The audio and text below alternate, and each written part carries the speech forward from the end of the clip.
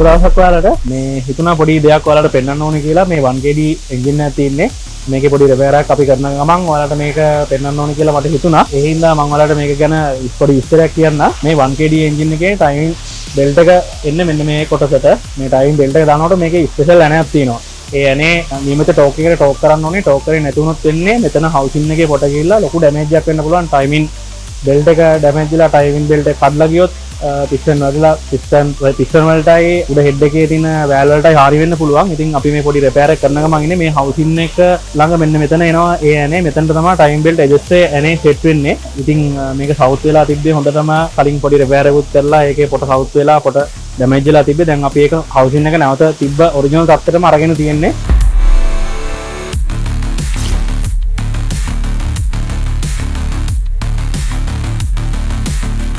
මේ තින්නේ දාන ඔරිජිනල් ඇඩ්ජස්ටර් එකයි ඇඩ්ජස්ටර් ඇනේ තමයි දාන්නේ. මේකේ තිබ්බේ පරණ වෙන නිකන් නෝමල් ඇනයක් දාලා තමයි කලින් කට්ටිය රිපෙයාර් එක දීලා තිබ්බේ. දැන් අපි ඔරිජිනල් ඇනේ හවුසින් එකත් ඔරිජිනල් විදිහටම හදලා තියෙන්නේ.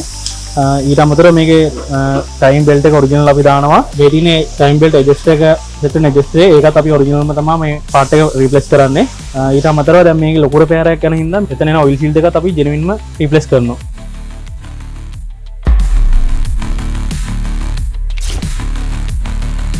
මේ තින්නේ ඒකට හයි වෙන ඇනේ ඔරිජිනල් ඇනේ.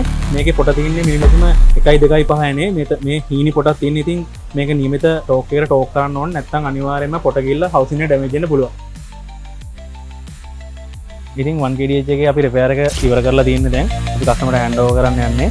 ඉතින් ඔයාලට පුළුවන් අපගේ ශාඛාවලට ඇවිල්ලා එම සේවාව ඕන වෙලාවක ලබා ගන්න. අපේ කඩවත දූනගහ, නුගේගොඩ, ගාල්ල, රත්මලාන බ්‍රාන්චස් තියෙනවා. ඔයාලට ඇවිල්ලා අපගේ සේවාව ලබා ගන්න පුළුවන්. අපේ හොට්ලයින් නම්බර එක 0117 600 800